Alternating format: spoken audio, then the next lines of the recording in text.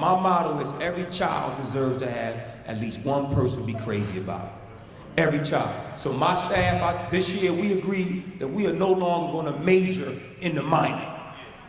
If they need a damn pencil, give them a pencil. Stop fighting with them over pencils and all kind of other stuff. I'll buy you 1,000,000 pencils. Because they're taking care of siblings. They're giving medicine to adults. They're at the laundromat at 11 o'clock at night and still make it to your class first thing in the morning and you fussing because they don't have a pencil.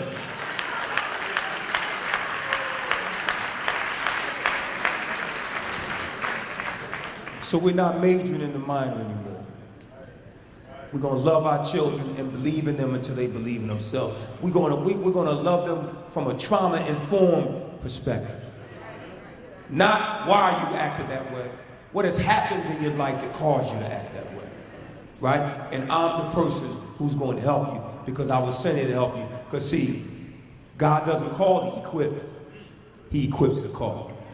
So get ready because you've been called. All right, we can clap for that. Amen. Amen.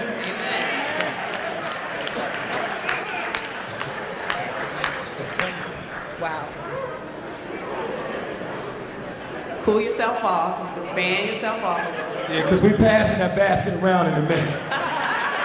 Multiple baskets.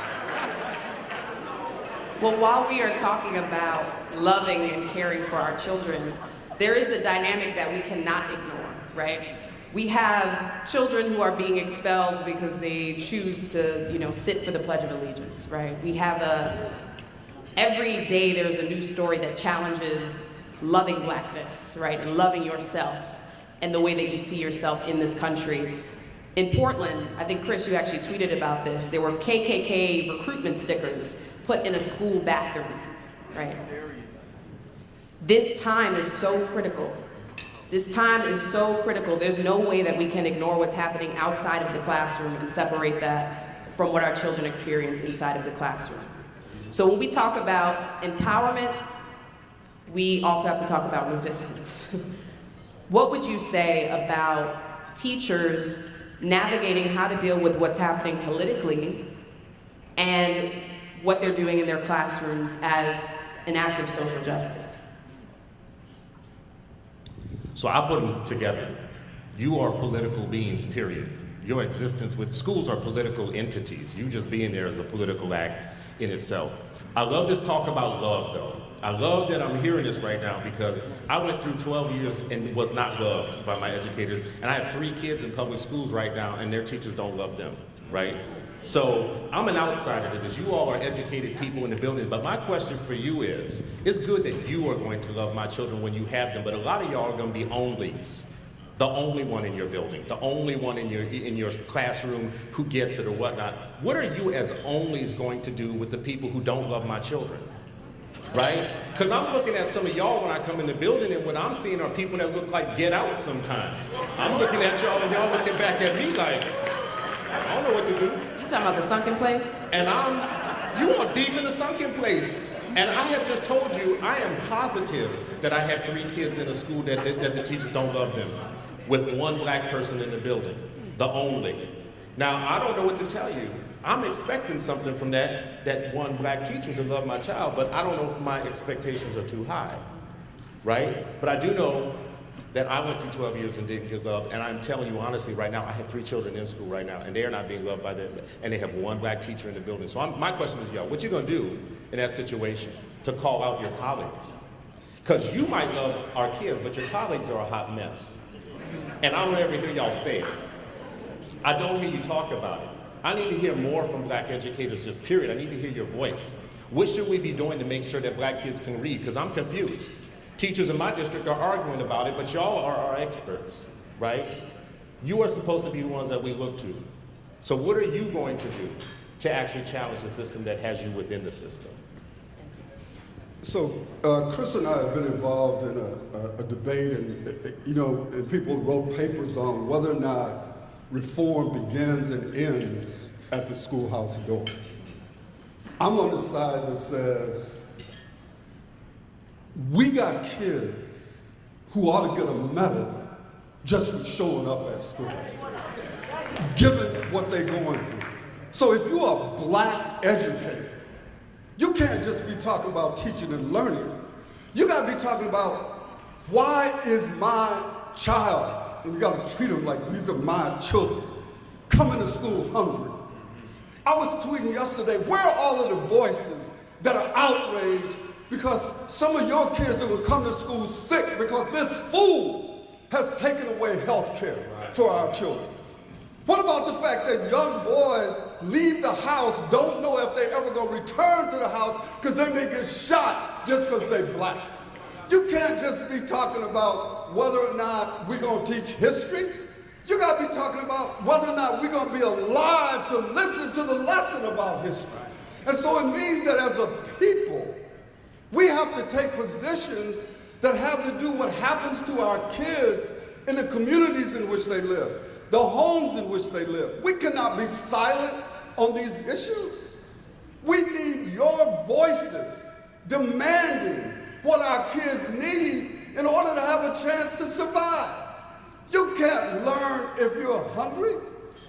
You can't learn if you've been abused before you ever get to the building.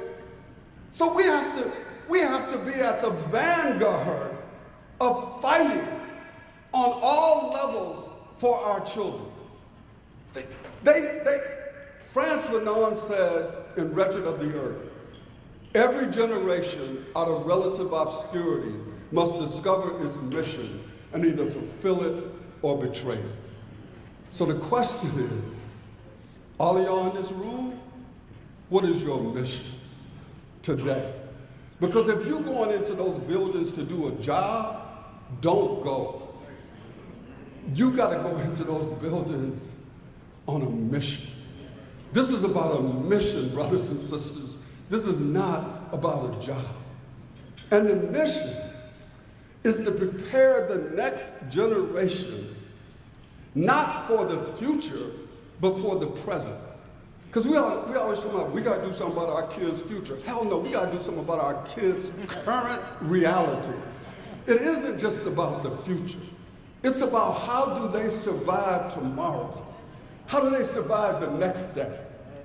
And if we don't go into this with that kind of fervor, with that kind of like, oh, I don't know, like in your soul. I mean, this is kind of old school because people say you gotta have that fire. Now you gotta have like Rick James, Tina Marie, like fire and desire.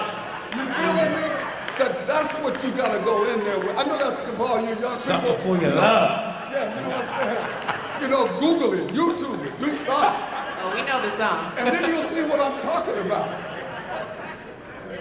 Hey, that's what you need. I mean, that's, so listen. So I mean, that's the title. I was going to say, can you tell us what is the mission as we wrap up? What do you think the call to action is? Don't say wrap up because I might start rapping. I know. I might start rapping. It's not about a salary. It's all about reality. Teachers do the world good. Kings just rule and most have never understood. If you were to rule and govern a certain industry, all inside this room right now would be a misery. No one would get along nor sing a song because everyone would be singing for the king. Amen, right? KRS-One, right?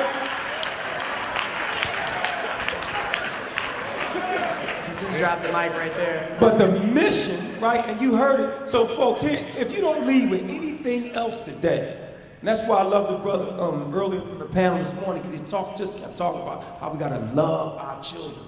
We have to, right? So your mission, so that's not your job anymore when you go to work, right? When you go to school, that's not your job, that's your mission. Your job is to get better at it, right? Your mission is to go every day and do everything you can for our children. And so to tie it into, because I think I forgot the name of them. I'm so caught up in these brothers, I forgot the name of the panel. But it's from the movement from before and the now, or with the boldly go where no man has ever gone before. Yep. Like that. So the idea is now we need to go in and educate our children to become activists. We just can't be woke. We got to teach our young people at an early age to be awake, right? They need to understand their history. They need to understand that this whole process of kneeling, it's about more than a football game. It's about more than a song. Our people kneel for years and were beat, were killed and murdered. And they need to understand all that happened for them to have the opportunity to be there today. But it's a blessing, it's an honor to be in school and have those children come before us. And they come every day. And you know, the ones that give an aspirin a headache, they don't miss school one day. They come on Saturday. Because they know that you are ready, that you're on a mission to awaken something inside of them. And they're waiting for it. And the time is now. So our mission is to make sure that we walk into those schools and those community centers, because women have been carrying our community for over 200 years. Man, I'm gonna be honest with you. We basically live in a fatherless society. We've been absent. And when you see this picture here, you see that the revolution has begun and nobody can stop it. But the mission has to be, when we go and we're in the presence of those young people, be willing to say to them, you can be me because I was once you. Be honest with them about the mistakes that you've made, but also be honest about them about what this world is like today for them, because there are many intersections. But what you heard today is the most important thing, is that they're black and they're brown and they can be killed for. The education is an opportunity for those young people to become successful, but it can't happen unless the adults like you are there who have high expectations, but also who are there to help those students meet those expectations. Now, I'm gonna be real clear before I end, is that there's some folks that look like us that don't care about our kids. So we need to be very clear about that, right? And many of us have folks that don't look like us who were there for us, right? So let's not be fooled into thinking that because they look like us, they're for our children. We gotta be honest enough, if you work in a building with a person who's complaining about working with our children, you gotta tell them, if you can't hack it, get your jacket. Thank you very much. Please give a round of applause for this amazing panel. Dr. Howard Fuller, thank you so much. Thank you, Chris Stewart. Thank you, Principal L. It was amazing. Thank you all.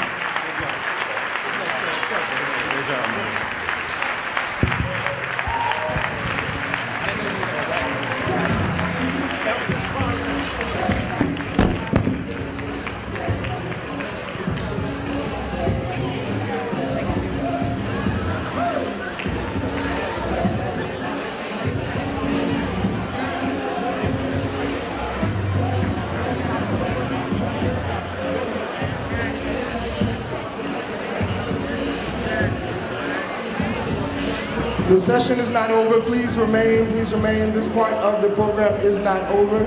Please remain. Again, please remain. This part of the program is not over.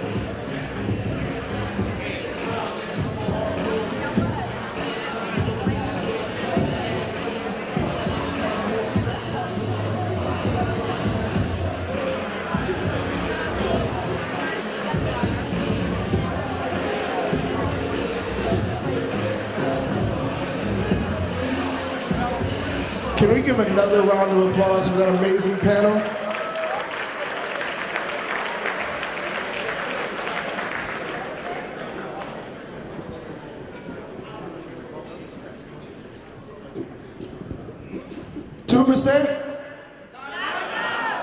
Vince, I don't think they practiced during the break. 2%?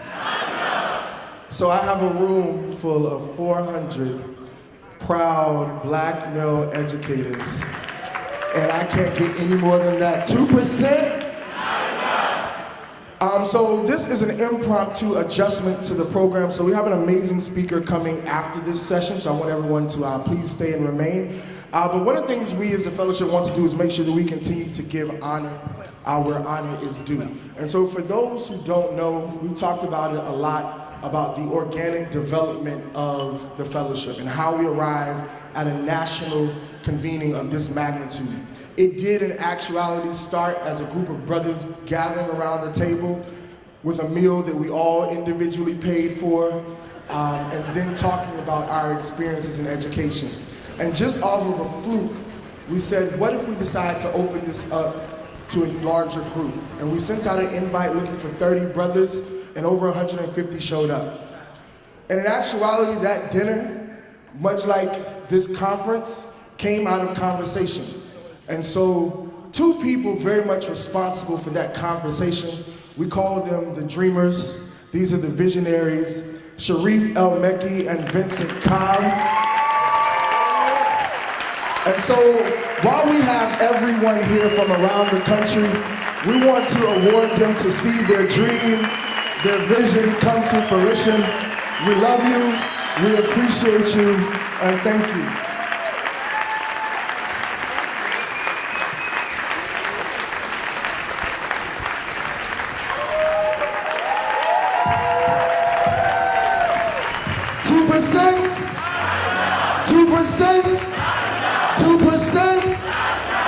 Thank you so very much. Thank you all so very much for coming. Thank you, members of the fellowship. You can exit off the stage. Thank you, sir.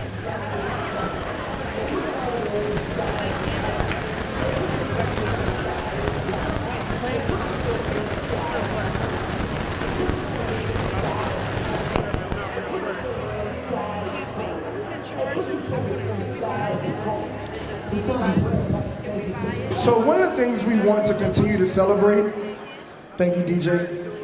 Yes, we are focused on black male educators and using the term educators loosely. But this would not be possible, a celebration of black manhood, without the women who support us.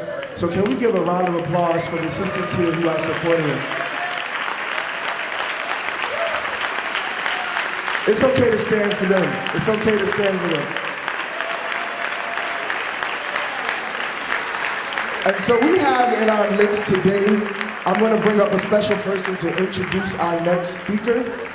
Dr. Melissa Chester is my new best friend, my homie, my ride or die, as of the last 48 hours. She is the founder and CEO of Black Educators Rock. She is going to come and introduce our next speaker. Can we give her a round of applause, please?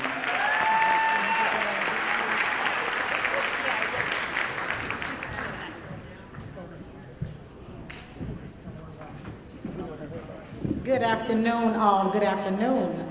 Like Will said, I am Dr. Melissa Chester, the co-founder and CEO of Black Educators Rock, and I am humbled and honored to be here, and just think I'm so proud to be a sister that is supporting these phenomenal black men. And it all started because of a God-ordained email between myself and Vincent, and the rest is history. We're here supporting them along with Vanguard Solutions Consulting, and we are honored to do so. Now, without further ado, I'm going to bring up our speaker. And this young lady was at our conference that happened this summer. I just met her in July, and it was an awe-inspiring, life-altering experience. She came to our conference, she spoke at our conference, and she changed many lives in 10 minutes. She was so phenomenal that we actually coined her name, myself and Roxy Hall. We call her Shiro Valentine, because we told her she was our Shiro. She was our female hero, Miss Shiro Valentine. And without telling much of her story, I just want you to know you're going to be inspired by her, and please give her a warm welcome. Merlina Shiro Valentine.